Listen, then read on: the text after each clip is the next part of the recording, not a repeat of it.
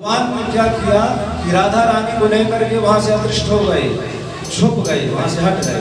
अब तो गोपियां इधर से उधर भटकने लगी, रोने लगी, कन्हैया कहाँ हो, कन्हैया कहाँ हो। कच्चित तुलसी कल्याणी, कहीं तुलसी से पूछती हैं, कभी वटवृक्ष से पूछती हैं, और सभी से वृक्षों से पूछ, अरे हमारे कन्हैया कहाँ गए, हमारे गोपाल कहाँ गए। इस प्रकार से सबसे पूछ रही हैं। सुखदेव स्वामी कहते हैं पूछते पूछते गोपियां एक दूसरे से उसी प्रकार की लीलाएं करने लगी जैसे कन्हैया करते थे। एक पूतना बनी गई और उसके ऊपर चढ़ करके मारने लगी। इस प्रकार से लीलाएं कर रहे हैं कन्हैया। सुखदेव स्वामी कहते हैं भगवान राधा रानी को लेकर के गए थे और राधा रानी ने सोचा कि अगर मैं इनके साथ रहूंगी तो उनको मिलेंगे नहीं। तो राधा रानी ने कहा प्रभु अब मुझसे चला नहीं जा रहा है। भगवान ने कहा स्कंद आरूढ़ता मिटी, आइए आप मेरे कंधे में चढ़ जाइए। और राधा रानी ने जैसे ही पैर उठाए कन्हैया बैठ गए, पैर उठाए बैठने के लिए तो तस्चांतर हरि, भगवान वहाँ से भी अंतर ध्यान हो गए। अब तो राधा रानी भी उदास होकर के बैठ गई और सारी गोपियां ढूंढते ढूंढते ढूंढते वहीं पर पहुंच गई। कहाँ? जहाँ पर राधा रानी किशोरी जी बैठी थी। तासां तत्सौभगमगमं सौक्षुब्ध केशवा प्रशमाय प्रशायानां देवान्तरधीयता। वहाँ आकर के सभी लोग बैठ गए और भगवान का चिंतन करती हैं, गोपी गीत गाती हैं। गोपी गीत के माध्यम से भगवान को पुकारती हैं। गोप्या ऊचो जयति तेधिकं जन्मना प्रजा प्रयत इंदिरा सस्वदत्रहि जयति तेधिकं जन्मना प्रजा प्रयत इंदिरा सस्वदत्रहि दयितदेशतां दीक्षुतावतां दयितदासवां स्वां चिन्वते सरदुदासये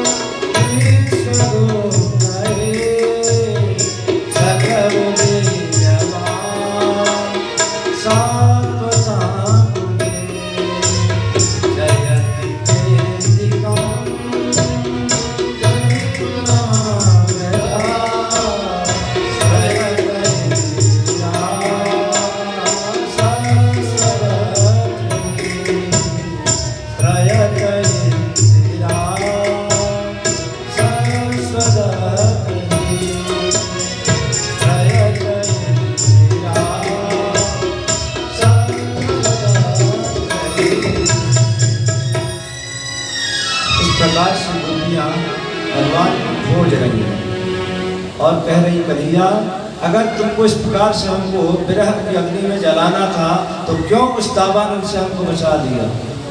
अगर इस प्रकार से आपको हमको मारने के लिए छोड़ना था तो क्यों उस विषैले नाग से हमको बचाया, मर जाने देते हमको। एक गोपी बोलती है कि इसका इस जन्म का काम नहीं है, ये हमेशा यही करते हैं। महाराज दशरथ तड़पते रह गए और उनको तड़पता हुआ छोड़ करके चले गए थे। एक गोपी बोलती है हमको तो इनके जन्म और कर्म के विषय में भी बड़ी शंका हो रही है, हमको लग रहा है ये यशोदा के पुत्र भी नहीं है। तब कथामृतम तप्त जीवनम, बड़े बड़े विद्वान आपकी कथा करते हैं और कहते हैं कि कन्हैया की कथा सुनो, भगवान की कथा सुनो, और कथा सुनने से होता क्या है, बोले तप्त जीवनम, लोगों का जीवन तप्त होता हो, लोगों को सुख देता हो, परंतु हमको ऐसा लगता है तुम्हारी कथा सुनने से हमको जलन हो रही, हम परेशान हो रही हैं। इस प्रकार से गोपियां चिंतन कर रहे हैं, खोज नहीं कन्हैया को।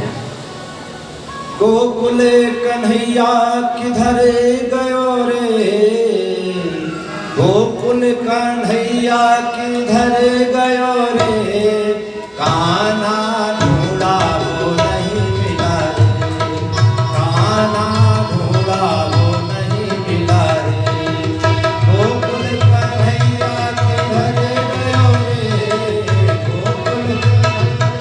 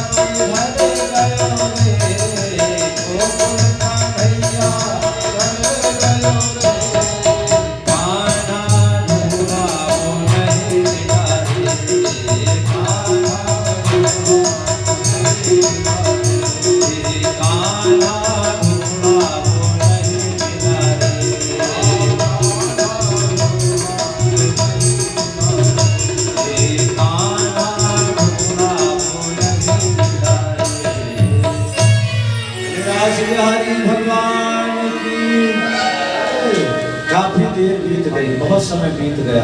कन्हैया ने सोचा अब विलंब करना ठीक नहीं।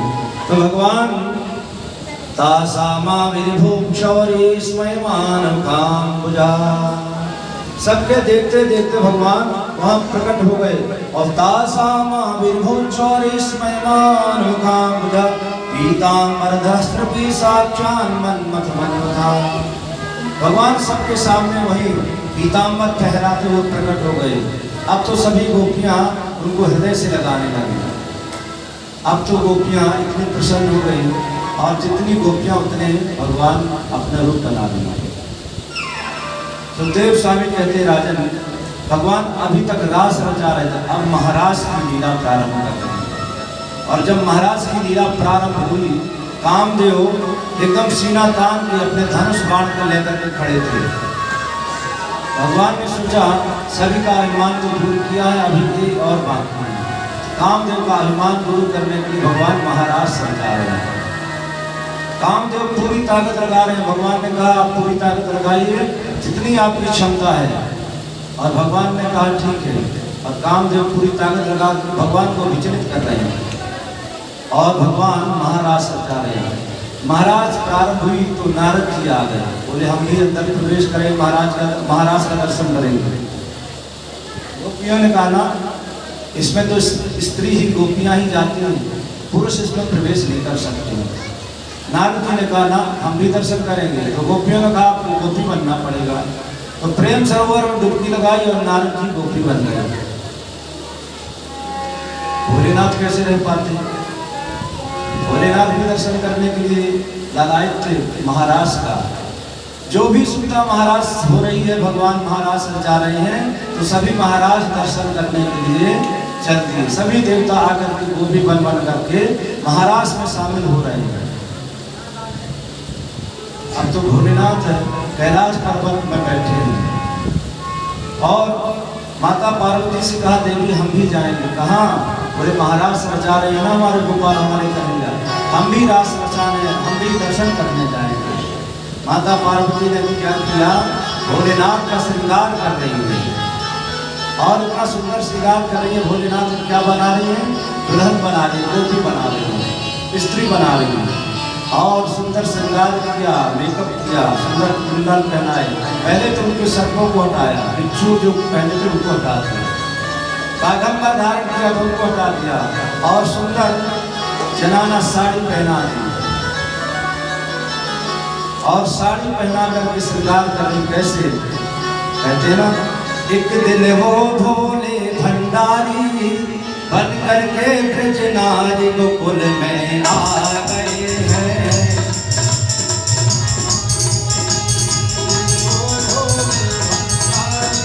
सब लोग मस्ती में झूमते हुए भोलेनाथ शंकर के आ गए हैं, राज का दर्शन करने के लिए। पार्वती जी मना तिहारी माने त्रिपुरारी गोकुल में आ गए हैं।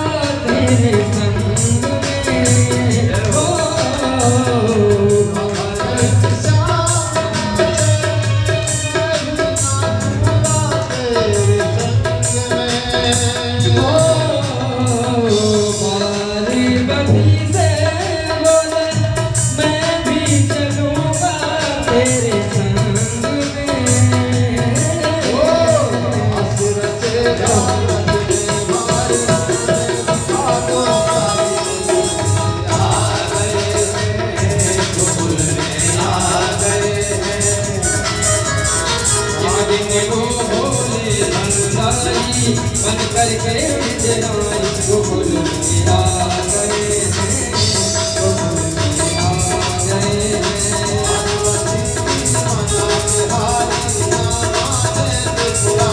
गोकुल में आ सब गाड़ी बजाएंगे, गोकुल में आ गए हैं।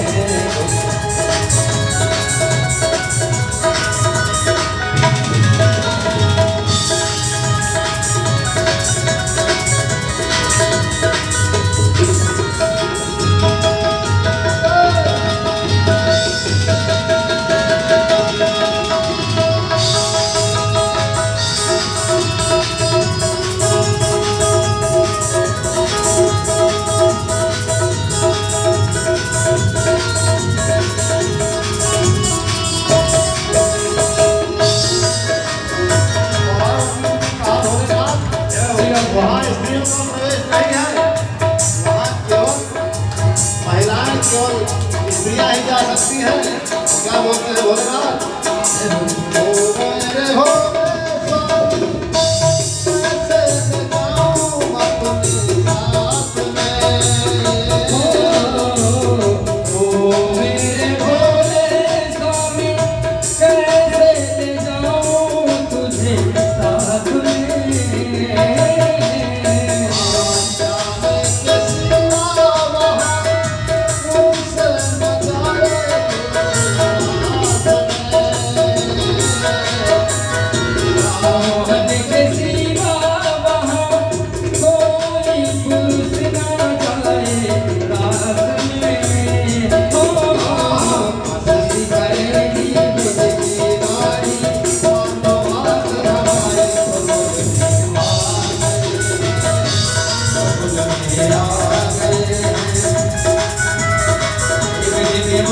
भोले बननारी बन करके बिजराई गोकुल में आ गए हैं, गोकुल में आ गए हैं,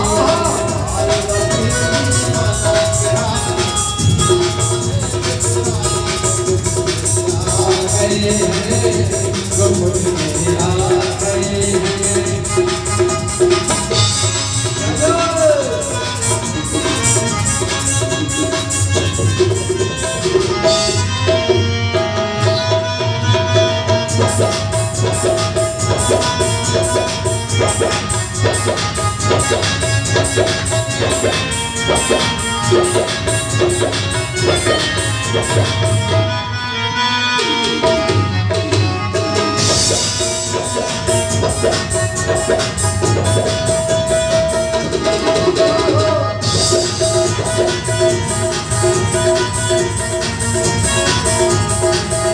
घूमते हुए महाराज का प्रसंग चल रहा है।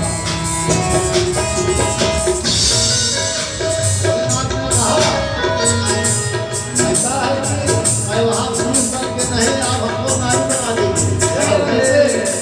कहा साड़ी ब्लाउज पहना दो ना, हमारा विचार कर दो।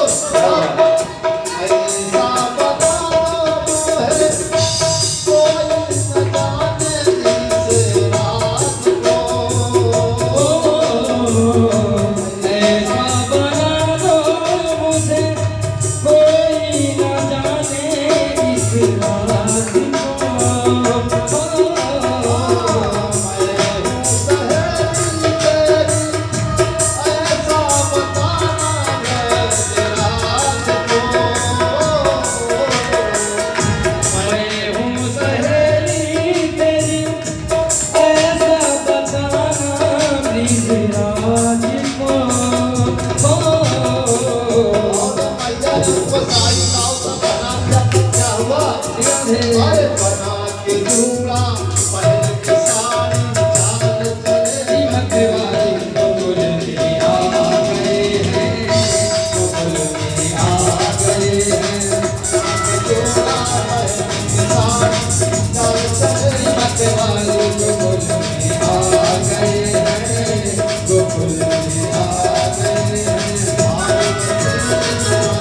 बिहारी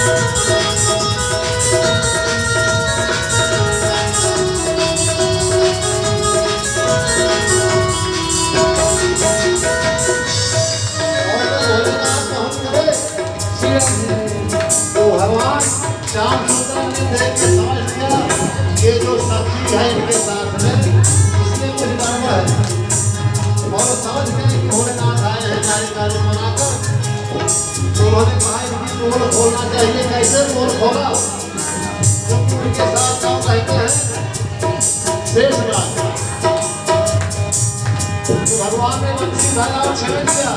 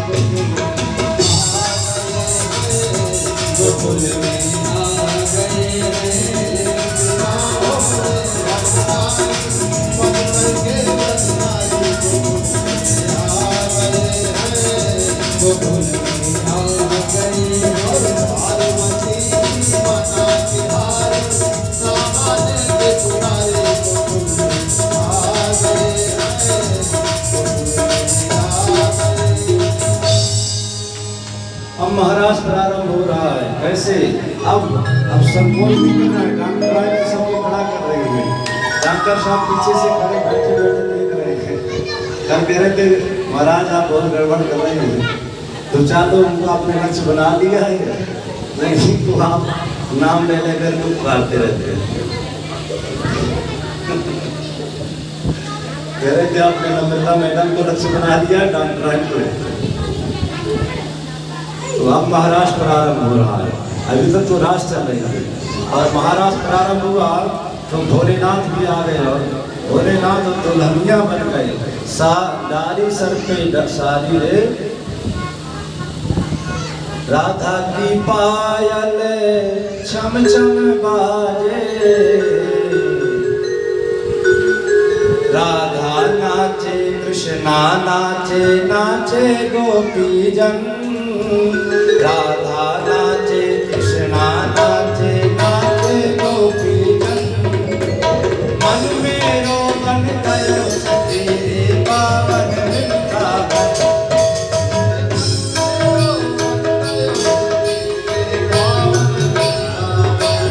क्योंकि मन मेरो मन गयो सखी पावन वृंदावन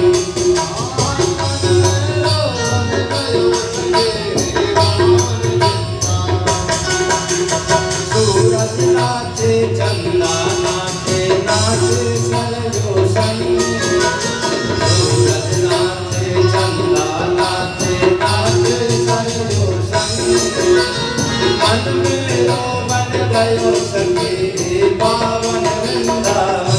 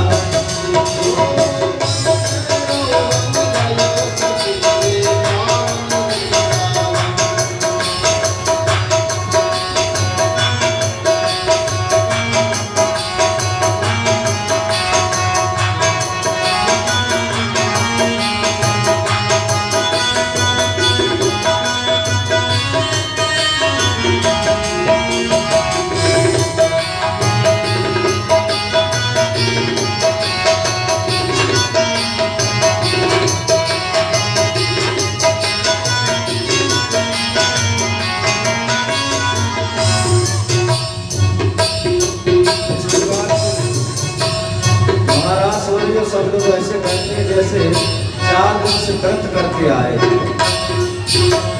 तो ऐसे महाराज थोड़ी हुई।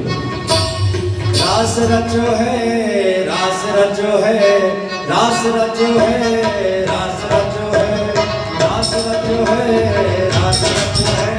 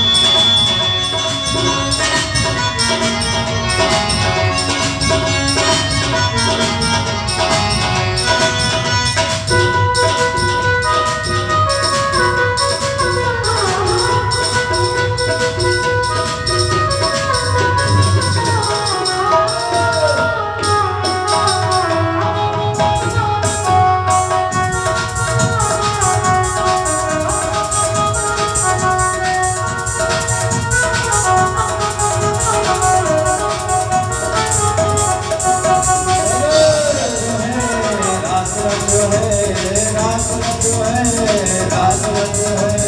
यमुना किनारे कान्हा रास रचो है, रास रचो है, रास रचो है। यमुना किनारे कान्हा रास रचो है, रास रचो है, रास रचो है। यमुना किनारे कान्हा रास रचो है, यमुना किनारे कान्हा रास रचो है, यमुना किनारे कान्हा रास रचो है। श्रीनाथ बिहारी भगवान की जय हो। पादन्यासे भुज भुज विशस्पतिर भूल विलासी। गोपियां अपने हाथ में हाथ डालकर कन्हैया का चल रही हैं। एक गोपी ने अपना मुंह में दिया हुआ पान कन्हैया के मुख में डाल दिया। इस प्रकार से बड़ी धूमधाम से महारास हो रहा था। कामदेव अपनी पूरी ताकत लगा करके भगवान को विचलित कर रहे थे, च्युत करना चाहते थे। कामदेव ने देखा कि अब मैं परास्त हो गए। कामदेव चरणों पर गिर गए और कामदेव ने प्रार्थना की, प्रभु ब्रह्मादि जैसे ढूंढा तर्प कर संदर्भ कर पा। मैंने कितने लोगों का मान भंग कर दिया और मैं आपको च्युत करने आया था। वास्तव में आप तो अच्युत हैं। और कामदेव वहाँ से परास्त होकर के चले गए। परीक्षित ने प्रश्न किया भगवान सुखदेव स्वामी से, प्रभु ये तो बहुत गलत बात है। पराई स्त्री पराई स्त्रियों के साथ इस प्रकार से गले से गले हाथ से हाथ डाल करके रास रचा रहे, ये तो ठीक बात नहीं है। और इससे समाज में क्या उपदेश जाएगा, लोग क्या सोचेंगे।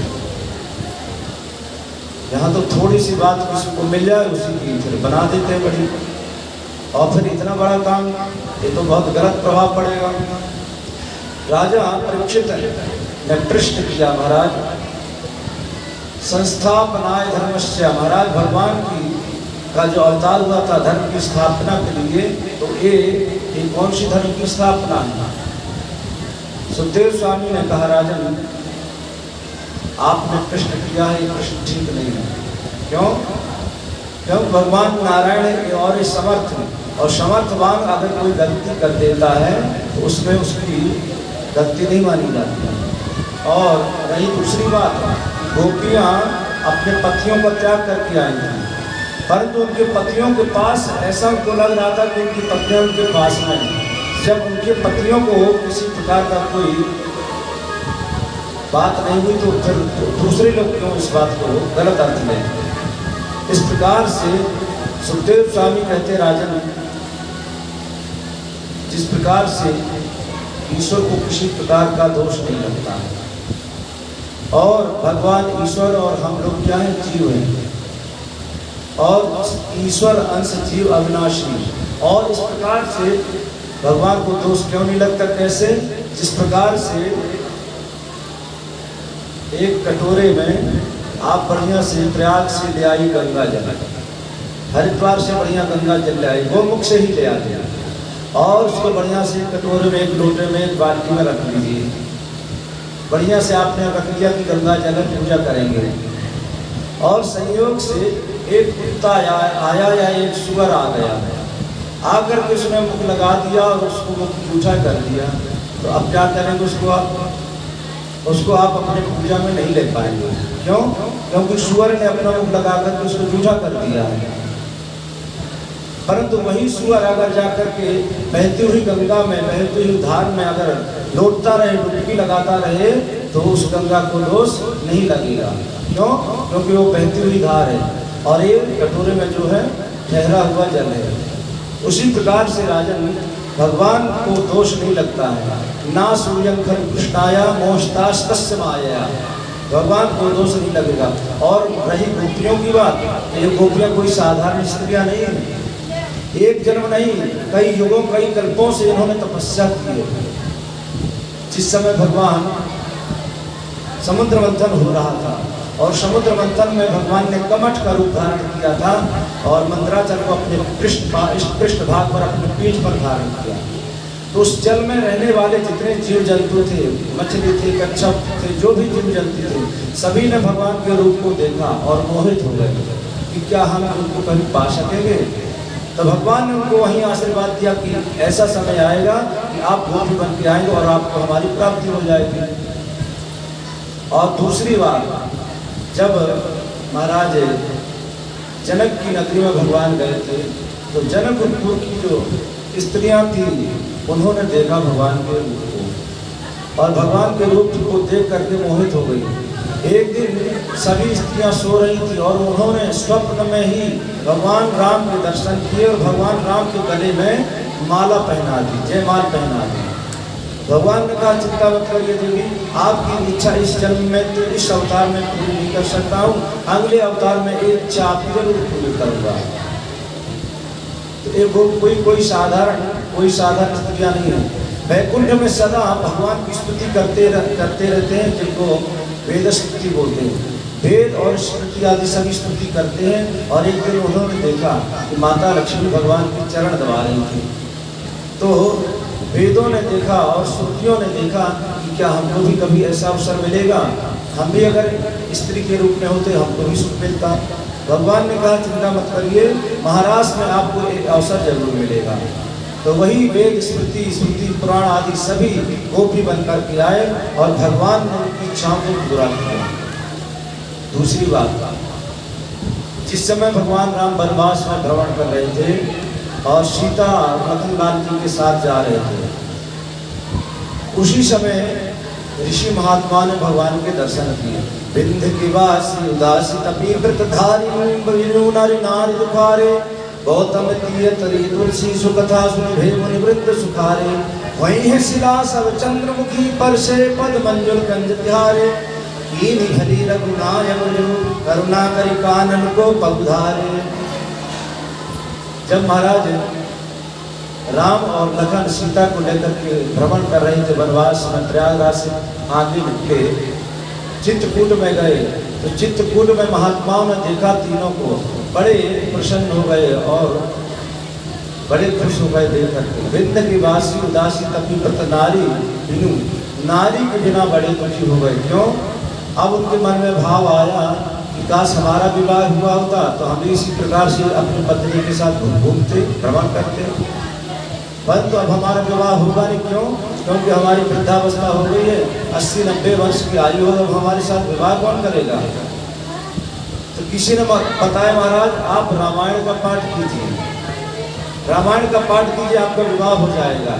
अब सुबह सभी ऋषि महात्माओं ने रामायण का पाठ प्रारंभ कर दिया और शुरू से प्रारंभ किया पाठ। और जैसे अहिल्या उद्धार की कथा आई, परसद पद पावन शोक न सावन, प्रकट भई तप कुंज सही, परसद पद पावन शोक न सावन, प्रकट भई तप कुंज सही, परसद पद पावन शोक न सावन, प्रकट भई तप कुंज सही, परसद कर सावन प्रगट भई तब पूज।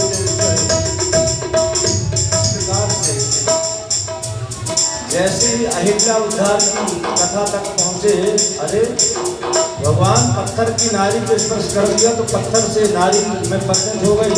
तो तुरंत उन्होंने रामायण को उठाया और जल में प्रवाहित कर दिया और बड़ी बड़ी मूर्तियां पत्थरों की बना करके वही है शिला सब चंद्रमुखी, बड़ी बड़ी शिलाओं की मूर्तियां बनवा करके कंधे पर ढो ढो कर लाए महाराज पसीना बह रहा है, बहता जा रहा और कंधे पर ढो ढो करके स्त्रियों को ला करके अपने कुटिया में रख दिया, कुटिया के दरवाजे पर रख दिया। क्यों?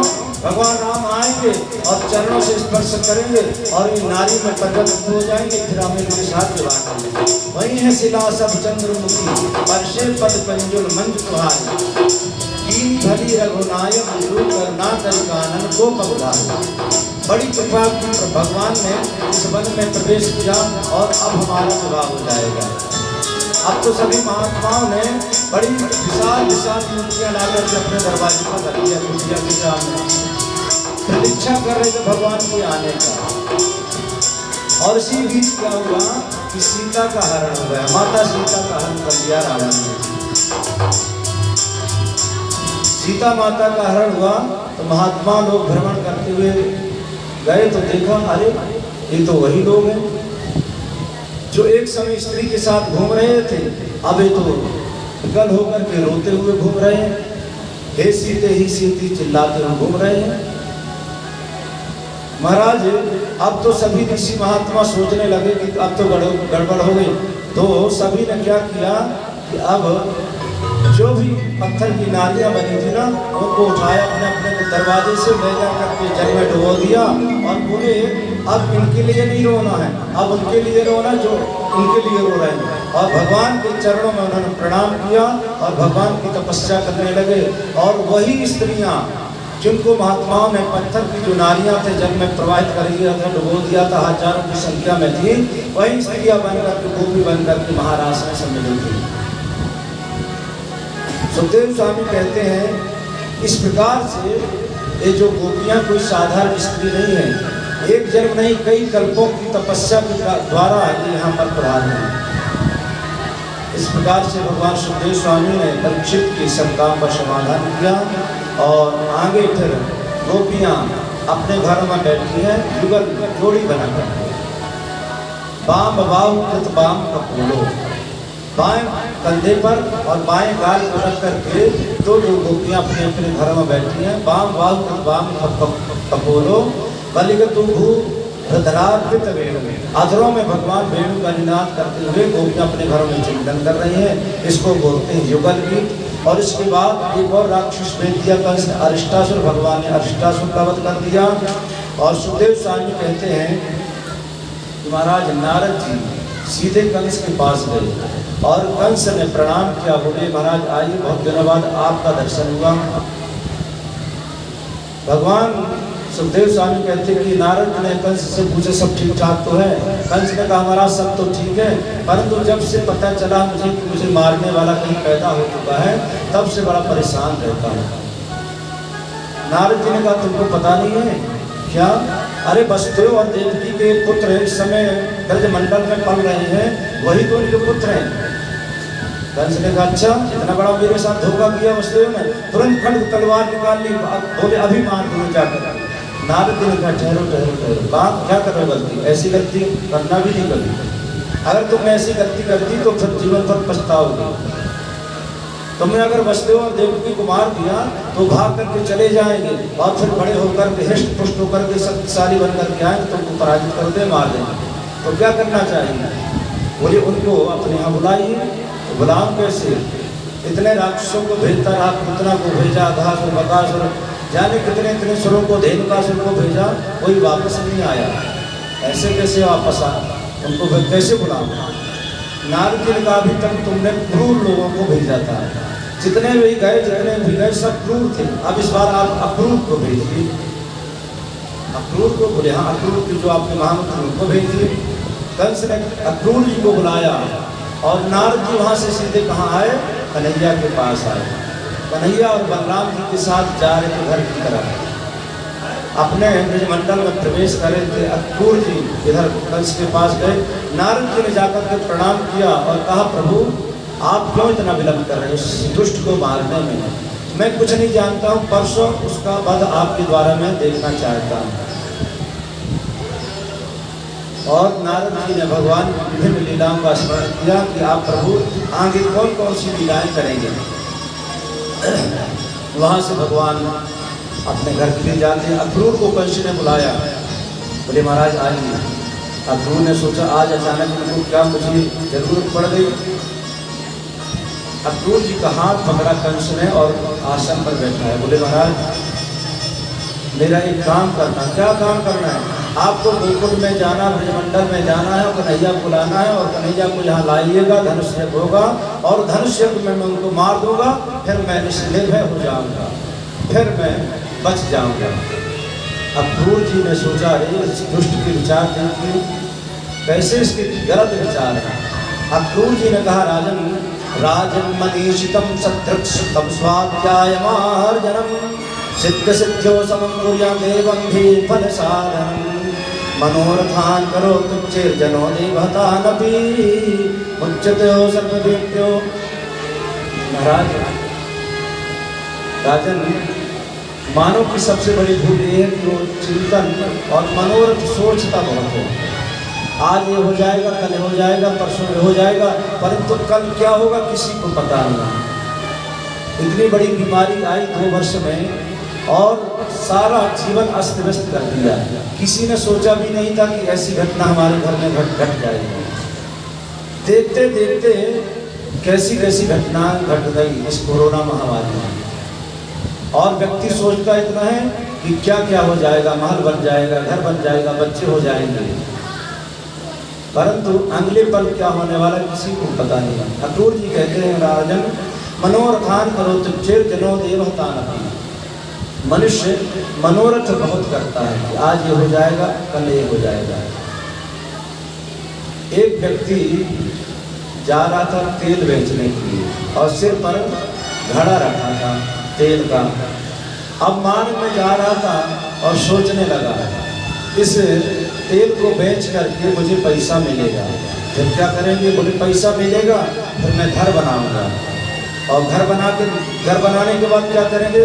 बोले मेरा विवाह हो जाएगा। अच्छा, फिर बोले जब विवाह हो जाएगा तो बच्चे होंगे, 4 बच्चे, 3-4 बच्चे हो जाएंगे, और फिर बोले इसमें जो छोटा होगा जब उधम मचाएगा, ज़्यादा उधम मचाएगा तो मैं उसको उठा करके पटक दूंगा, और जैसे कहा कि पटक दूंगा तो तुरंत उसका घड़ा नीचे गिर जाएगा। अक्रूर जी कहते मनोरथान करो तुच्चै, मनोरथ बहुत करता है जी, परंतु अगले क्षण अगले पल क्या होगा किसी को पता नहीं। कंस ने कहा आप जाएंगे कि नहीं? ये उपदेश सुनने का समय मेरे पास नहीं है, आप जाइए नहीं तो फिर बताइए। अक्रूर जी ने सोचा दुष्ट है, इसका कोई भरोसा नहीं, पता नहीं क्या कर दे। तथा आप आज्ञा करोगे राजन, आपकी आज्ञा का पालन करना तो मेरा परम कर्तव्य है। और अक्रूर जी वहाँ से रथ सजा करके चल दिए और मन में चिंतन कर रहे हैं और सोच रहे हैं कि मैंने कैसा कौन सा ऐसा पुण्य का काम किया है कि आज भगवान का दर्शन करूँगा। किम मया चरितम भद्रम किम तप्तम परमम तपः किम वाहन्ति रत्नम यत्क्षात्म केशवम। आज मैं केशव भगवान का दर्शन करूँगा, आज मैं अपने आंखों से भगवान का दर्शन करूँगा। ऐसा मैंने कौन सा तप, ऐसा कौन सा मैंने यज्ञ किया है। इस प्रकार से सोचते सोचते अक्रूर जी आए और कन्हैया और बलराम जी जा रहे थे और मार्ग में बलराम जी कन्हैया मिल गए। अक्रूर जी अपने रथ से कूद पड़े और कन्हैया के चरणों में गिर गए। कन्हैया ने कहा अरे क्या करें काका जी, और हाथ पकड़ा और हाथ पकड़ कर लेकर के जा रहे थे। मार्ग में ही कन्हैया ने कहा काका जी आप किस लिए आए मुझे अच्छी तरह से पता है, परंतु आपसे मेरी एक विनती है। आप किस लिए आए हैं मैं जानता हूँ, परंतु वो बात मैया यशोदा को मत बताइए। अगर आपने मैया यशोदा को बता दी तो मैया यशोदा रह नहीं पाएंगे। लेकर के आए थे और स्वागत किया, बड़े धूमधाम से स्वागत किया, भोजन कराया, प्रसाद पवाया। विश्राम का समय हुआ, सभी लोग बैठे थे। अक्रूर जी, नंद बाबा, यशोदा, कन्हैया, बलराम सब लोग बैठे थे। और उसी समय अचानक माता यशोदा ने पूछ ही दिया कि अक्रूर जी वहाँ सब ठीक तो है ना, वसुदेव और देवकी सब लोग ठीक तो है ना। बड़े कष्ट की बात है कि इतने दिनों से कारागृह में पड़े हुए हैं, कंस उनको परेशान कर रहा है। परंतु आप एक बात बताइए कि अचानक आप कैसे आ गए? कोई सूचना नहीं, कोई जानकारी नहीं, आप अचानक कैसे पहुंच गए? अचानक आप आगमन कैसे हुआ?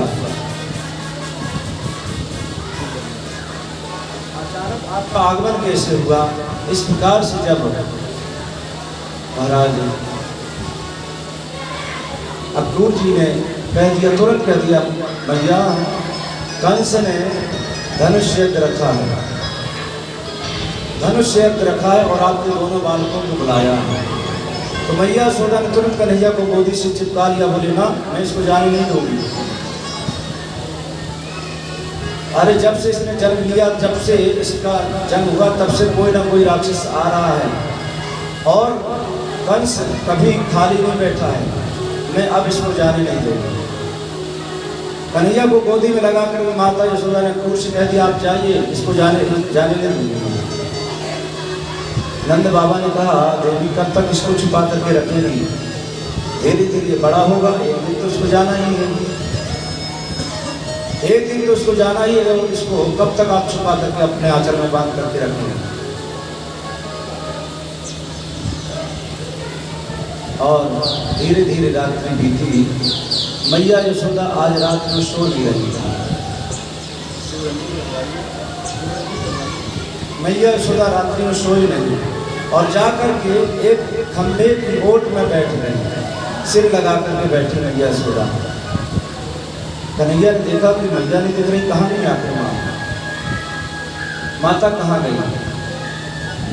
और देखा तो मैया ओट पर बैठी हैं, खंभे के स्तंभ में ओट में बैठी हैं और झर झर झर करके उनकी आंसू का बकरे बह रहे हैं। कन्हैया ने कहा, माँ आप यहाँ? यशोदा ने कन्हैया से कहा, कन्हैया कल तुम मुझे छोड़ करके चले जाओगे, मैं तुम्हारे बिना कैसे रहूँगी? कन्हैया ने कहा, माँ मैं परसों आ जाऊँगा, बिल्कुल चिंता मत करो, और मैं परसों जरूर आ जाऊँगा। इस प्रकार से कन्हैया माता यशोदा को मनाते रहे रात्रि भर। रात्रि बीत गई, प्रातः काल हुआ। अब तो सारे ब्रज मंडल में ये बात फैल गई कि कोई कन्हैया को लेने के लिए आया है, अक्रूर नाम का व्यक्ति। अब तो गोपियाँ आकर के दरवाजे में झुंड का झुंड बनाकर के खड़ी हो गई और विधाता को कोसने लगी गोपियाँ। एवं ब्रुवाणा विरहातुरावृशं ब्रजस्त्रियः कृष्णगृहीतमानसा प्रसिज्जलज्जामृदुस्वरं गोविन्द दामोदर माधवेति। अहो विधातास्तव न क्वचिद्दया संयोज्य मैत्र प्रणयेन देहिना।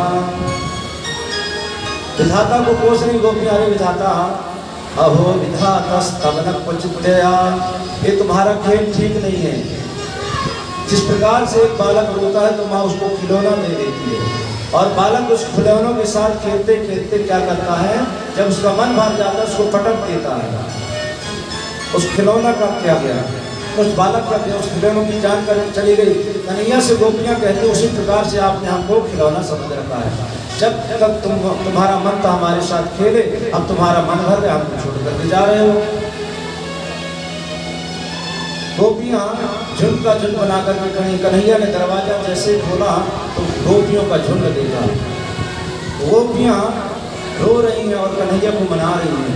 कन्हैया तोहे जाने न देवे, तोहे जाने न देवे मोहन रसिया, तोहे जाने न देवे मोहन रसिया,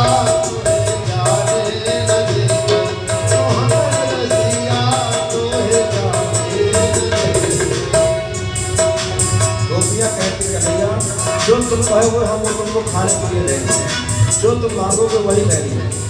गोपियाँ कहती कन्हैया, खावे खावे का नाम से खावे खावे का नाम से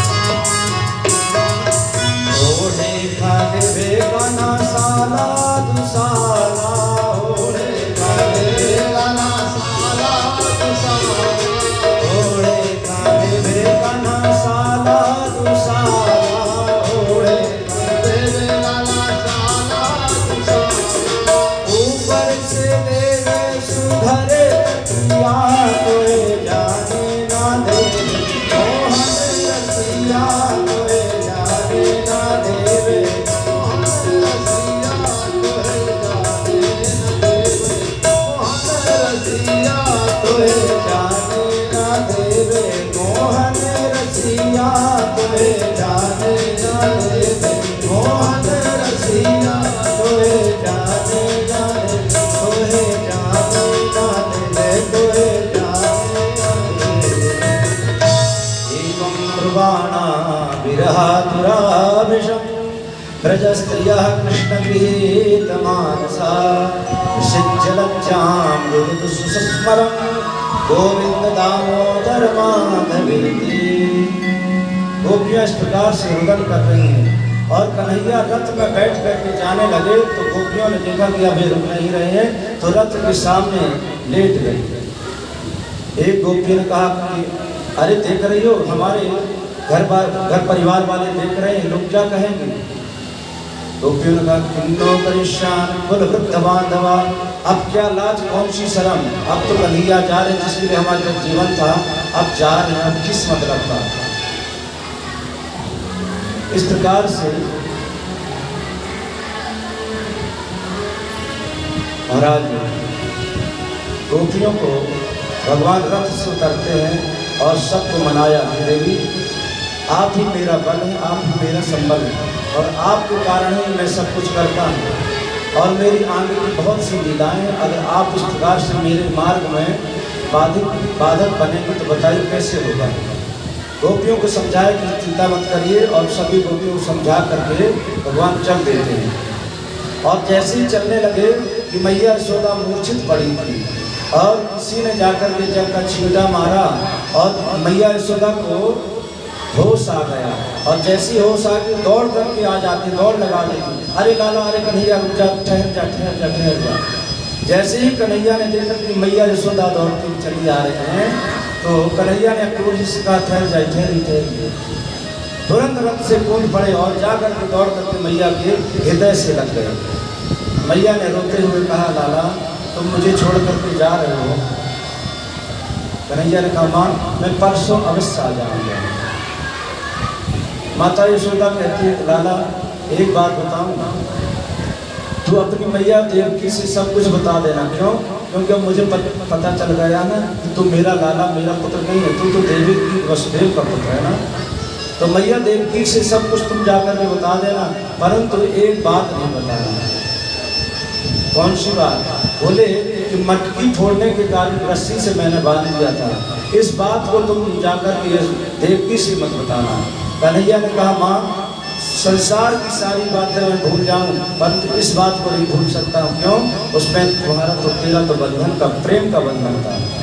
और वहाँ से कन्हैया रथ में चढ़ करके चल देते हैं और गोपियाँ देखती रही यावदालक्षते धूरी। सोचा शायद कन्हैया लौट आए परंतु देखती रही। जब देखा कि धूल उतना भी अब दिखाई बंद कर दिया तो वहाँ से गोपियाँ अपने अपने घर को चली जाती हैं और सीधे आकर के अपने घर में रहने लगती हैं। और इसके बाद अक्रूर जी रथ में बैठा करके ले जा रहे थे। अब कन्हैया और बलराम में आपस में झगड़ा हो गया। बलराम जी कहते कि मेरे लिए मैया ने नाश्ता दिया है, फिर कन्हैया कहते मेरे लिए दिया है। अक्रूर जी ने पीछे मुड़ करके देखा ये तो खाने पीने के झगड़ा कर रहे हैं। अक्रूर जी ने सोचा गड़बड़ हो जाएगी। अक्रूर जी ले जा करके जाते स्नान करने के लिए और स्नान करने के लिए तैयार होते कन्हैया ने बलराम जी से कहा कि इनके मन में थोड़ा संदेह हुआ है, इनके संदेह की निवृत्ति करना पड़ेगा। अभी रुक जाइए, अभी मत लाइएगा, अभी मत लाइएगा भाई, अभी रहने दीजिए।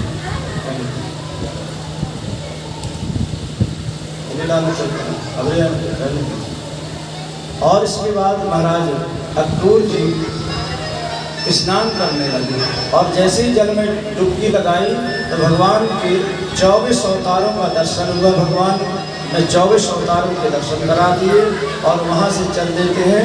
और अक्रूर जी ने भगवान से कहा कि चलिए मेरे साथ तुम मेरे यहाँ ठहरिए। भगवान का एवं चर्चित संकल्प, मैंने संकल्प किया है जब तक मैं अपने भक्तों को उनके दुख से निवारण न कर दूँ तब तक मैं किसी नगर में प्रवेश नहीं करूँगा। और अक्रूर जी वहाँ से चले गए। प्रातः काल हुआ, सभी ने स्नान किया और कन्हैया ने कहा बाबा बाबा आज हम थोड़ा सा दर्शन कराएं। मथुरा में जाते हैं, देखते हैं मामा की नगरी कैसी है। और कन्हैया बलराम ग्वाल बाल सखा चल देते वहाँ से और दर्शन करने के लिए आते हैं। और प्रासाद शिखरारूढ़ा प्रीत फुल्लमुखाम्बुजा अभ्यवर्ष समर से प्रमदावल केशवो। प्रासाद शिखरारूढ़ा, अपने अपने प्रासाद अपने अपने छतों से गोपियाँ क्या कर रही हैं, मथुरा की नारियाँ पुष्प की वृष्टि कर रही हैं। प्रासाद शिखरारूढ़ा, कंस ने मना कर दिया था कि कोई उनका स्वागत नहीं करेगा, तो सभी लोग अपने प्रासाद अपने घरों के ऊपर चढ़ चढ़ करके पुष्प वृष्टि कर रहे हैं। कन्हैया के साथ बाल बाल सखा जा रहे थे। कन्हैया से कहते लाला मामा की नगरी में इतना बड़ा स्वागत होगा हमने तो सोचा ही नहीं था, पुष्पों की वृष्टि पुष्पों से स्वागत होगा हमारा, तो क्या होना चाहिए? बोले हम तो अपने वही मैले घुचेले वस्त्र पहन के कपड़े पहन के आ गए थे, तो क्या करना चाहिए? बोले अगर वस्त्र कहीं अच्छे मिल जाते तो अच्छा रहता। कन्हैया ने कहा चिंता मत करिए चलिए। और जैसे ही आगे जाते हैं तो रंग कारम गदा कर जा एक रजक एक धोबी जा रहा था, कपड़ों का वस्त्रों का गट्ठा लेकर के जा रहा था। गट्ठा लेकर के जाता, दूर से कन्हैया ने कहा मामा जी, जैसे उन्होंने सुना अरे ये नई आवाज मुझे सुनाई दे रही है, मुड़ करके देखा ये तो छोटे छोटे से बालक हैं। बोले हमारे ग्वाल बाल से आप वस्त्र पहना दीजिए, दे दीजिए। रजक ने कहा तुमको शर्म नहीं आ रही है?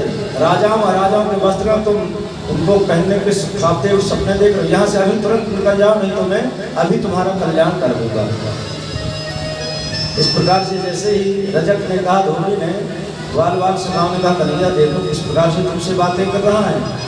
कन्हैया ने कहा अच्छा, और कन्हैया ने एक जोर का चाटा लगाया और उसका सिर जो था ना धड़ से अलग होकर के जाकर कहाँ गिरा, जहाँ व्यापार मंडली थी, बाजार में जाकर के गिरा। अब तो सारे बाजार में हलबली खलबली मच गई और सभी जगह हम लोग चिल्लाने लगे कि कंस को मारने वाला आ गया।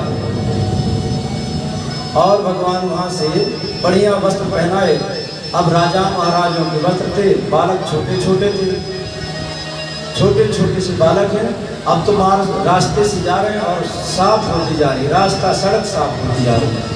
बाल बाल सखा ने कहा कन्हैया बड़ी शर्म आ रही है, इतने इतने बड़े वस्त्र हैं, बड़ा अच्छा नहीं लग रहा। कन्हैया ने कहा चिंता मत करो आगे चलते हैं। और आगे गए तो ततस्तवाय पीता तयोवेशम कल्पयत विचित्रवर्ण से चारेण कूपयत। महाराज आगे गए तो एक दर्जी मिला। दर्जी से भगवान ने कहा कि आप हमारे ग्वाल बाल सखा के वस्त्रों को ठीक कर दीजिए। उस दर्जी ने सभी के वस्त्रों को ठीक किया और कन्हैया को भी वस्त्र पहनाए, बढ़िया सिल कर किया। दर्जी कौन था? बोले राम अवतार में जब भगवान जनकपुरी में गए थे ना, तो जनक जी ने एक दर्जी को ये सेवा दी थी कि वस्त्र सिल दीजिए भगवान का। दर्जी वो वस्त्रों को कपड़ों को लेकर के आया और जनक जी के हाथ में दिया। उसके मन में भाव आया कि काश मैं अपने हाथों से भगवान को वस्त्र पहनाता। भगवान ने अंदर ही अंदर उसको आशीर्वाद दिया कि चिंता मत करिए, अगले अवतार में ये अवसर आपको जरूर मिलेगा। तो वही दर्जी इस बार आया और भगवान को अपने हाथों से वस्त्र पहना दिया उसने। अब आगे गए और कन्हैया से कहते बार बार सब कन्हैया तो वस्त्र भी अच्छे हो गए, थोड़ा माला आला भी हो जाता। कन्हैया ने कहा चलो आगे चलते हैं। और आगे गए तस्दान भवन मालाकार सजगमत हो। एक सुदामा नाम का माली मिला और घर में इंतजार कर रहा था। वो घर में इंतजार कर रहा था, देखा कन्हैया आए और उसने अंदर बुला लिया और सबको मालाएं पहना दी। कन्हैया को माला पहना दी। तो माली कौन था? बोले जिस समय भगवान राम पुष्प चयन के लिए जनकपुरी में गए थे और वाटिका में गए थे पुष्प चयन के लिए। माली ने रोक दिया, महाराज कहाँ जा रहे हैं आप? भगवान ने कहा हम पुष्प चयन के लिए आए, हमारे गुरु जी ने भेजा है और हमारे गुरु जी पूजा करी है, तोड़ूंगा मैं अपने हाथों फूल बगिया में लेने, तोड़ूंगा मैं अपने हाथों फूल बगिया में। आए हैं राजकुमार हो फूल बगिया में लेने, आए हैं राजकुमार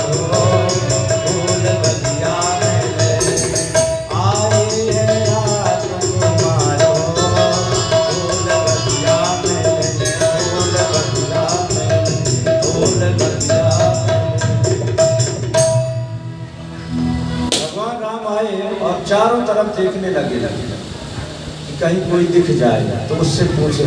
हम लोग क्या करते हैं, नवरात्रि आती है और नवरात्रि में फूल तोड़ने जाते हैं ना किसी के यहाँ, तो टार्च लेकर के जाएंगे और देखेंगे कहीं कोई देख ना ले। अगर कोई देखता होगा तो धीरे से भग जाएंगे, और देखें कोई देख नहीं रहा है तो तुरंत टार्च जला करके फूल तोड़ लेंगे। परंतु भगवान राम क्या देख रहे हैं कि कोई दिख जाए तो उससे हम पूछ लें।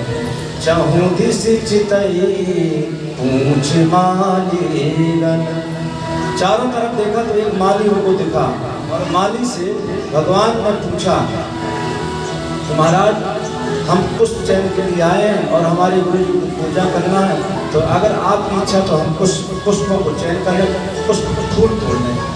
माली ने कहा देखा नहीं कितना बड़ा बोर्ड यहाँ टंगा हुआ है, देखा नहीं कि जनाना बाग है तो जनाना बाग पुरुष प्रवेश नहीं, है तो जनाना बाग पुरुष प्रवेश नहीं, लेकिन नियम यह तुम पर कैसे लगाएं।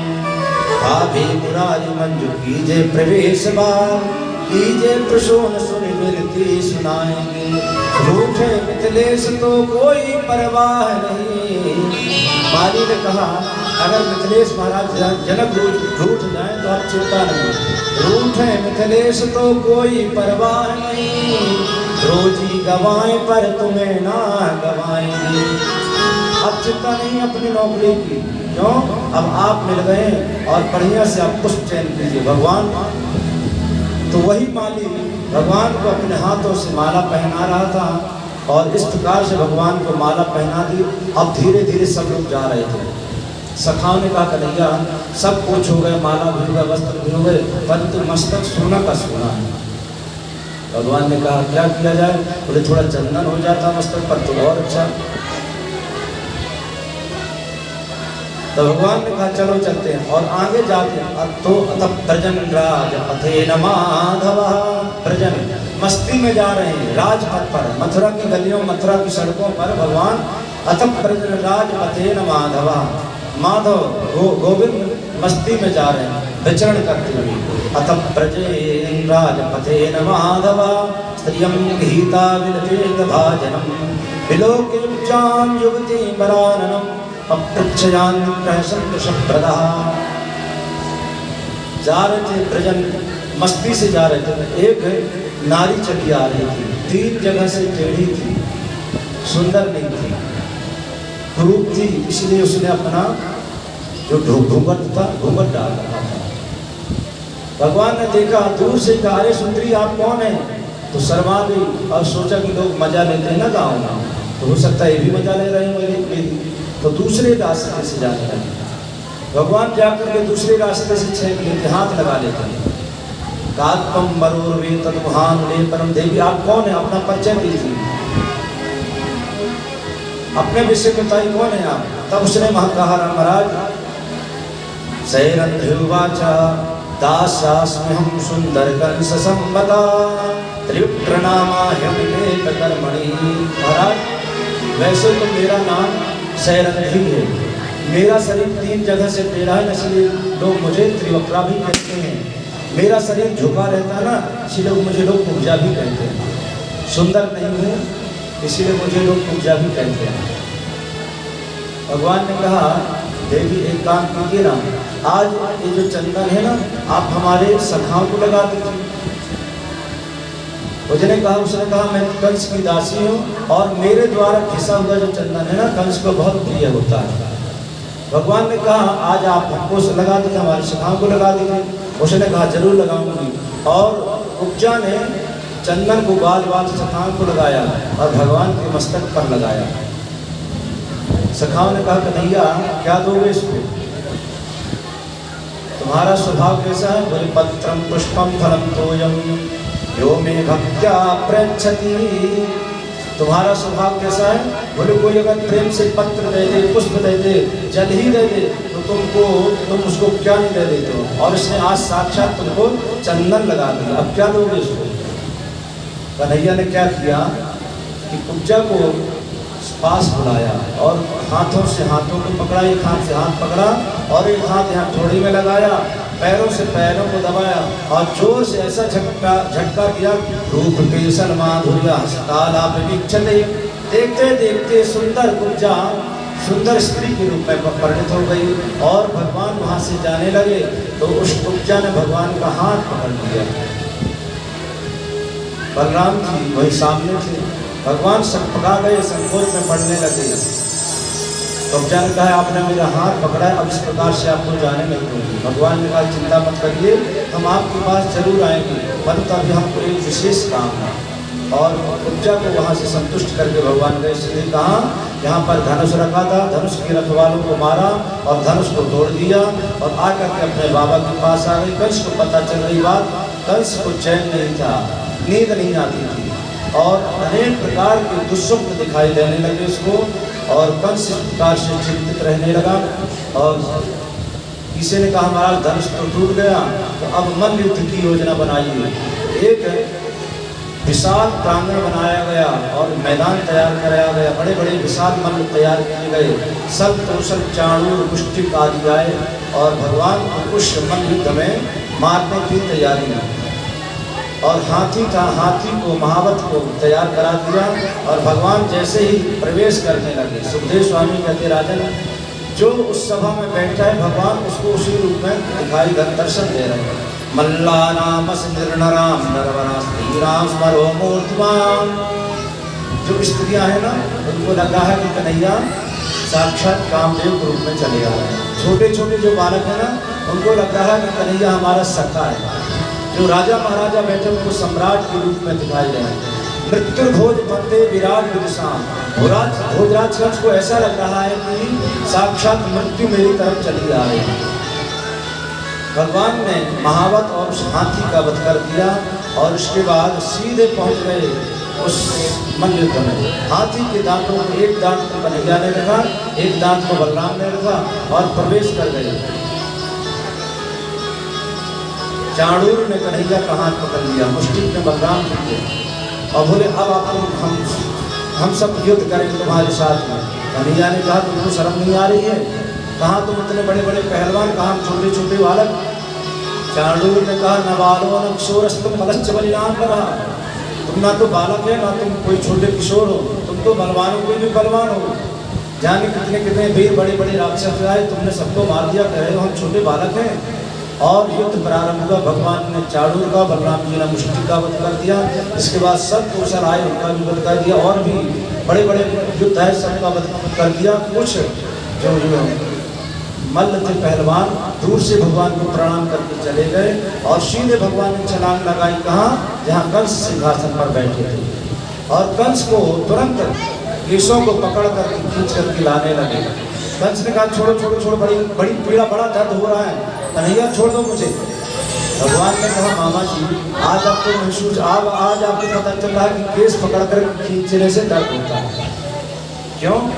जाके पग नहीं पटी बिमाई, होगा जाने पीर पराई। आज आपको पता चला है ना, क्यों? आज आपके केशों को खींचा जा रहा है ना।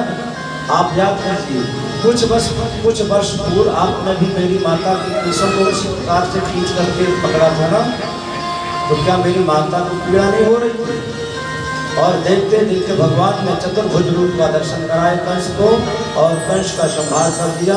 इसके बाद भगवान सीधे कहाँ गए, कारागृह में गए और जाकर के कृष्ण को बंधन किया, अपने माता पिता को बंधन किया और उसके बाद कृष्ण को राजा बना दिया।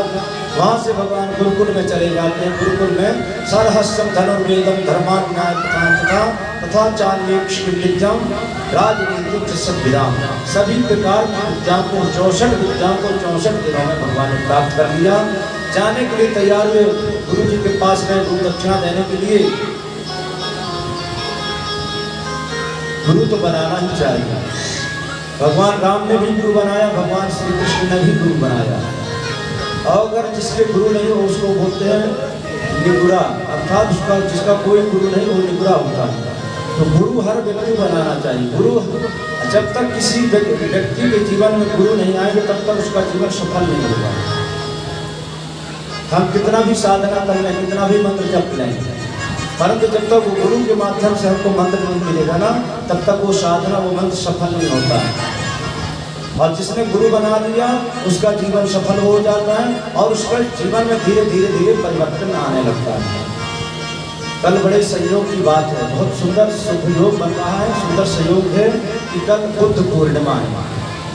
बुद्ध पूर्णिमा है और कल यहाँ पर गुरु मंत्र की दीक्षा दी जाएगी। तो जो लोग भी गुरु मंत्र की दीक्षा लेना चाहते हैं 8 बजे से आ जाएंगे। कुछ लोग तैयार हैं और जो लोग आएंगे उनको 8 बजे आना पड़ेगा और उसके बाद गुरु मंत्र की दीक्षा दी जाएगी। उसके बाद हवन होगा। अब आप लोग सोचने लगे कि पता नहीं क्या देना पड़ेगा गुरु जी को, तो यहाँ कुछ लाने की जरूरत नहीं है। वकील साहब, डॉक्टर साहब की सारी व्यवस्थाएं की, फूल भी यहाँ, प्रसाद भी यहाँ, वेदियाँ बनी हैं और इतना सुंदर शुभ योग है। बुद्ध पूर्णिमा का शुभ योग है, ऐसा वर्षों में ही कभी कभी शुभ योग आता है। तो जो लोग मंत्र दीक्षा लेना चाहते हैं 8 बजे से आएंगे, 12 बजे तक, 1 बजे तक आराम से मंत्र दीक्षा लेंगे और फिर साधना करेंगे। जब करेंगे तो उसका दुगना फल मिलेगा। ऐसे तो राम राम सब लोग करते रहते हैं, उसका फल क्यों नहीं मिलता है? क्योंकि किसी ने गुरु मंत्र नहीं लिया, किसी ने गुरु नहीं बनाया। तो गुरु बनाना जीवन में बहुत जरूरी है। जब तक गुरु नहीं बने तब तक तो जीवन अधूरा रहता है। क्यों? जब गुरु बना लेंगे तो सारा दुख, सुख दुख जो है गुरु के ऊपर आ जाएगा, हमारी सारी चिंता गुरु के ऊपर आ जाएगी। तो जो लोग भी मंत्र दीक्षा लेना चाहते हैं कल 8 बजे से प्रारंभ हो जाएगा। अपने सहयोगी जो भी लोग आना चाहते हैं प्रेम से आएंगे। सारी सामग्रियाँ यहाँ उपस्थित हैं, पूजा की हर वस्तु यहाँ पर है। तो सारी वस्तु आ जाएंगी, जहाँ आकर पूजा करेंगे संक्षिप्त में। उसके बाद हवन करेंगे, गुरु मंत्र लेकर के हवन किया जाएगा। उसके बाद बहुत सुंदर भंडारा का आयोजन है। कल 2 बजे से भंडारा का आयोजन होगा और मूर्ति का आवाहन। मास्टर साहब जिन्होंने इस विद्यालय की नींव रखी और विद्यालय को यहाँ तक पहुँचाया, उनकी मूर्ति का आवरण होगा। इस प्रकार से बढ़िया धूमधाम से भंडारा करेंगे। और दोपहर की कथा, जो शाम की कथा 3 बजे से कथा होगी, 5 बजे तक कथा रहेगी, 6 बजे तक। और सब लोग समय से आएंगे। आइए बोलिए कृष्ण कन्हैया लाल की जय।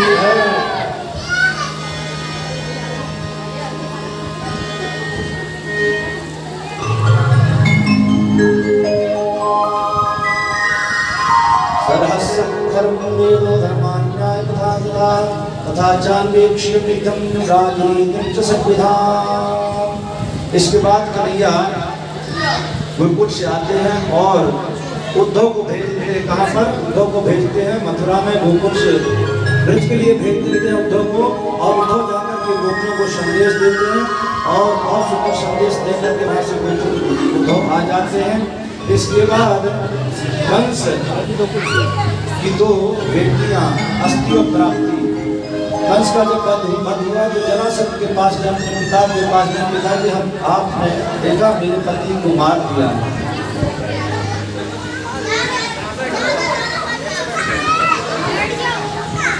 इसके बाद बलराम जी का विवाह हुआ और बलराम जी का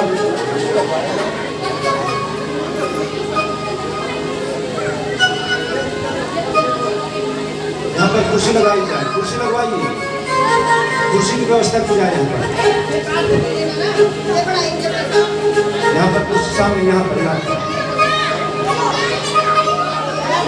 और रुक्मिणी का विवाह भगवान श्री कृष्ण के साथ हुआ। कैसे हुआ? बच्चे ने पूछा कैसे विवाह हुआ?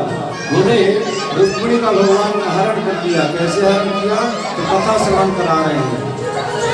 अब तो इतनी सुंदर झांकियाँ आ गई हैं, यह कथा तो क्या व्यथा चालू हो जाएगी।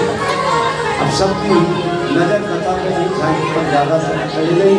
आइए संक्षिप्त में रुक्मिणी विवाह की कथा हम लोग श्रवण करते हैं और धूमधाम से रुक्मिणी और कृष्ण का विवाह करवाते हैं। इसके बाद आरती और प्रसाद होगा। बोलिए रुक्मिणी लल्ला सरकार की जय, कन्हैया लाल की जय, वृंदावन हरि लाल की जय हो, गोविंद सरकार की जय हो। इस प्रकार से बड़े धूमधाम से रुक्मिणी के साथ भगवान का विवाह हुआ। कैसे हुआ महाराज? रुक्मिणी भगवान श्री कृष्ण से प्रेम करती है और श्री कृष्ण को अपना पति बनाना चाहती है। भाभी से कहा, भाभी मेरे भैया जो है मेरा विवाह शिशुपाल के साथ करना चाहती है। भाभी ने कहा जाकर के पत्र भेज दीजिए और पत्र भेज करके ब्राह्मण आए। ब्राह्मण ने कहा महाराज द्वारकाधीश के पास गए और द्वारकाधीश ने पत्र पढ़ा और चल दिए वहाँ से ब्राह्मण के साथ। पीछे से बलराम सेना लेकर के तैयार हुए और कन्हैया आते हैं कहाँ? जहाँ रुक्मिणी माता पूजा करने के लिए गई थी और देवी पूजन के लिए रुक्मिणी माता गई थी और कन्हैया वहाँ सीधे प्रवेश कर जाते हैं और प्रवेश करके जाते हैं और सीधे प्रवेश कर गए और रुक्मिणी माता का हाथ पकड़ा और हाथ पकड़ा यहाँ पर रखे हैं।